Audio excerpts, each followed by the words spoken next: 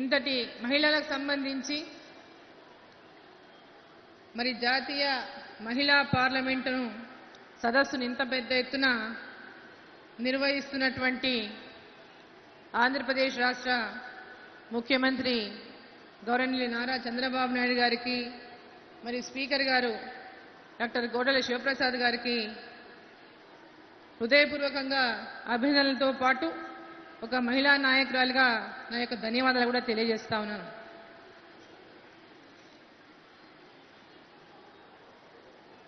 నిర్వాహకులు నన్ను ఈ సదస్సుకు ఆహ్వానించినప్పుడు మరి ఇంత పెద్ద ఎత్తున కాలేజీలో ఉన్నటువంటి విద్యార్థులకు అందరికీ ఒక స్ఫూర్తిగా మహిళా సాధికారత పైన మరి ఏ విషయం పైన ఏ సబ్జెక్ట్తో మాట్లాడినప్పుడు మీరు ఒక రాజకీయాల్లో మహిళగా ఏ విధంగా విజయవంతంగా మరి ముందుకెళ్తున్నారు, దాంట్లో ఉన్నటువంటి సాధకబాధకాలు ఇబ్బందుల పైన వాటిని ఎదుర్కొనేటటువంటి విషయం పైన మీరు మాట్లాడండి అని చెప్పే విషయాన్ని తెలియజేసినప్పుడు చాలా సంతోషపడ్డానని చెప్పి ఈ సందర్భాన్ని నేను తెలియజేస్తా ఉన్నాను.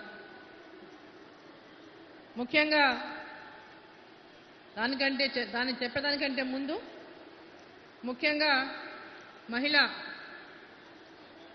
అమ్మగా, చెల్లిగా, అక్కగా, భార్యగా పలు రకాలైనటువంటి పాత్రలు నిర్వహించేటటువంటి మహిళ యొక్క నిస్వార్థ సేవ, మరి సేవకు మరి త్యాగానికి మహిళ కంటే గొప్ప ఇంకెవరూ లేరు ఈ ప్రపంచంలో, మహిళా శక్తి కంటే గొప్పది ఏది ఈ ప్రపంచంలో అని చెప్పి చెప్పడానికి ఏమాత్రం వెనుకడని చెప్పి ఈ సందర్భాన్ని నేను తెలియజేస్తా ఉన్నాను. ఒక మహిళగా నేను సగర్వంగా చెప్పదలుచుకున్నటువంటి విషయం ఏంటంటే, ఒక స్త్రీ సృష్టికి మూలం. ఆ సృష్టి యొక్క అభివృద్ధి సాధకంగా మనం అందరం కూడా నిర్వహిస్తున్నటువంటి పాత్ర వెలకట్టలేనటువంటి పాత్ర. మన పురాణాలు మహిళలను ఎంతో ఉన్నత స్థానం మీద కూర్చోబెట్టినాయి. మన ఋషులు కవులు కలకంటి కంట కన్నీరు ఒలకకూడదంటూ కవిత్వాలు చెప్పారు ఆనాడు. కానీ కాలక్రమేణా ఆ గౌరవాదరణలు కూడా తగ్గిపోతూ ఉన్నాయి. మన దేశంలో, రాష్ట్రంలో, ప్రపంచంలోనే సగ భాగం మహిళలు ఉన్నాం. మరి భారతదేశానికి స్వాతంత్రం వచ్చినప్పటి నుంచి కూడా ఇక్కడ మహిళలకు మాత్రం స్వాతంత్రము, సమానత్వము ఇంకా రాలేదని చెప్పాలి. మన సామాజిక నిర్మాణం, సాంప్రదాయాలు, కట్టుబాట్లు, ఆంక్షలు మహిళల పట్ల, మహిళల యొక్క ఆత్మగౌరవాన్ని, ఆత్మస్థైర్యాన్ని దారుణంగా దెబ్బతీయడమే కాకుండా మహిళల్ని అణగదొక్కేటటువంటి సామాజిక దురాచారాలు, కట్టుబాట్లు, మూఢనమ్మకాలు తలెత్తడానికి కూడా కారణమవుతున్నాయని చెప్పదు. పక్షి ఎట్లయితే ఒంటి రెక్కతో ఎగరలేదో అదేవిధంగా మహిళా సాధికారిత లేనిదే సమాజంలో అభివృద్ధిని కాంక్షించడం కూడా కలేదని చెప్పి ఈ సందర్భంగా నేను చెప్పక తప్పదు.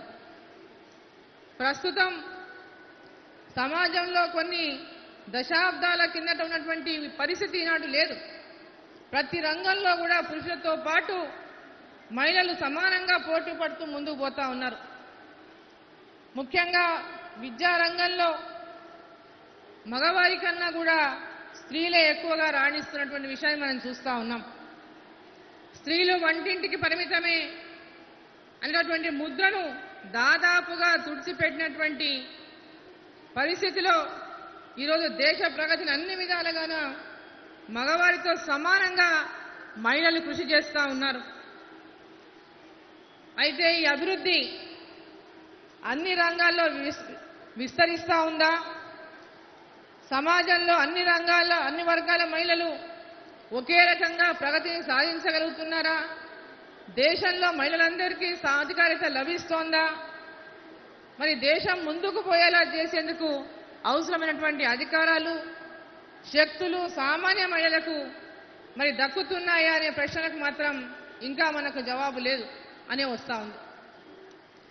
మహిళలు అన్ని రంగాల్లో ముందంజ వేస్తున్నా ఇంకా వారిపై వివక్ష జరగడం లేదు, వారికి సమాన హక్కులు కూడా దక్కడం లేదు. అన్నింటికీ మించి ఇంటా బయట కూడా మహిళలపై హింస మాత్రం తగ్గలేదు సరిగదా, ఇది ప్రపంచవ్యాప్తంగా కూడా మన దేశంలో కూడా పెరుగుతూ రావడం చాలా బాధ ఇస్తా ఉందని చెప్పి బాధ కలిగిస్తున్నటువంటి అంశం అని తెలియజేస్తా ఉన్నాం. మహిళ యొక్క హక్కుల ఉల్లంఘనల వారిపై ప్రదర్శించినటువంటి అసమానతల కారణంగా వారు పురుషుల కన్నా తక్కువనే భావన ఇంకా సమాజంలో కొనసాగుందని చెప్పుకోవచ్చు.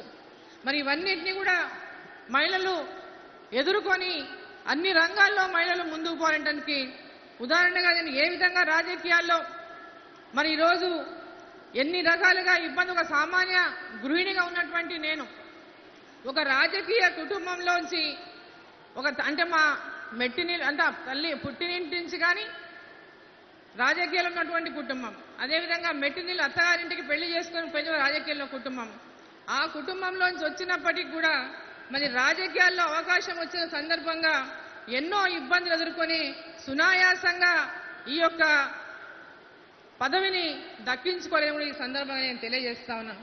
ముఖ్యంగా మొట్టమొదటిసారిగా ఒక సామాన్య గృహిణిగా ఉన్నటువంటి సందర్భంలో నాకు పార్లమెంటుకు పోటీ చేసేటువంటి అవకాశం వచ్చింది. పార్లమెంటుకు పోటీ చేసేటువంటి అవకాశం వచ్చినప్పుడు మరి మొట్టమొదటిసారిగా అవకాశాన్ని అందిపుచ్చుకొని మరి ఏ విధంగా ముందుకెళ్ళాలి, అసలు రాజకీయాలకు రావాలనేటటువంటి ఆలోచనలే లేదు, ఏ రోజు కూడా రాజకీయాలకు వస్తానని ఊహించుకోలేదు.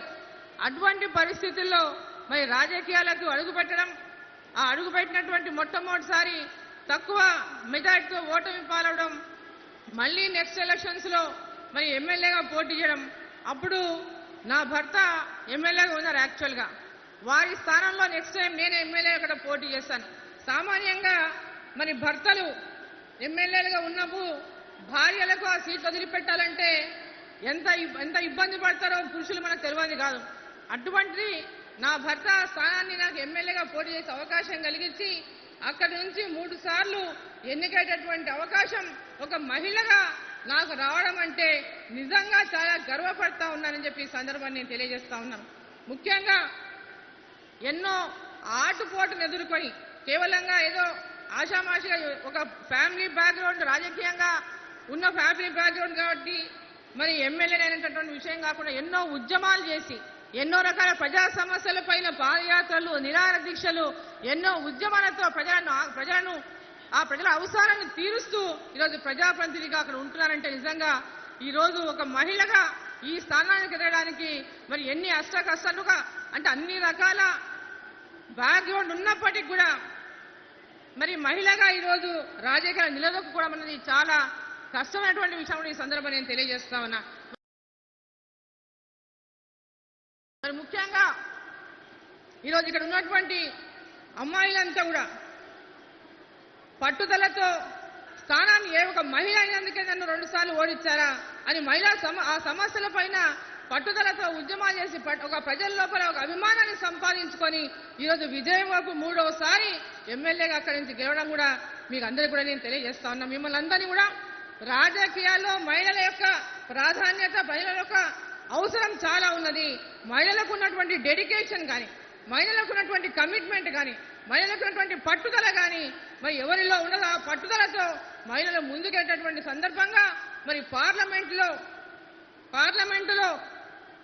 ఏదైతే 33% రిజర్వేషన్ చట్టసభల్లో రిజర్వేషన్ ఏదైతే అమలు చేసేటువంటి పరిస్థితిలో ఉన్నదో ఈ రోజు ఇంత పెద్ద ఎత్తున ఇక్కడ మహిళల యొక్క సదస్సు నిర్వహించినటువంటి మరి చంద్రబాబు నాయుడు గారు, మరి కేంద్ర ప్రభుత్వం మరియు బీజేపీ పూర్తి మెజార్టీతో ఉంది కాబట్టి ఖచ్చితంగా పార్లమెంటులో ఈ యొక్క మహిళల రిజర్వేషన్ బిల్లును పాస్ చేయించే విధంగా మరి ఒక తప్పకుండా, ఎందుకంటే నిన్ననే చూసాం వెంకయ్య తప్పకుండా పార్లమెంట్లో చట్టాన్ని అమలు చేయిస్తున్నటువంటి మాట, తప్పకుండా పార్లమెంటులో మహిళా బిల్లును పాస్ చేయించాలని మరి యొక్క మహిళలకు పెద్ద ఎత్తున చట్టసభలో అవకాశాలు కల్పిస్తే తప్ప ఈ గ్రామాభివృద్ధి కానీ, రాష్ట్రాభివృద్ధి కానీ, దేశాభివృద్ధి కానీ సాధించాలంటే ఖచ్చితంగా ఈ యొక్క రిజర్వేషన్ కూడా మరి పార్లమెంట్లో పాస్ చేయించాల్సిందిగా కోరుకుంటూ మరి యొక్క సమావేశానికి నన్ను ఆహ్వానించినటువంటి పెద్దలు కోడలి శివప్రసాద్ గారికి నాకు హృదయపూర్వక ధన్యవాదాలు తెలియజేసుకుంటూ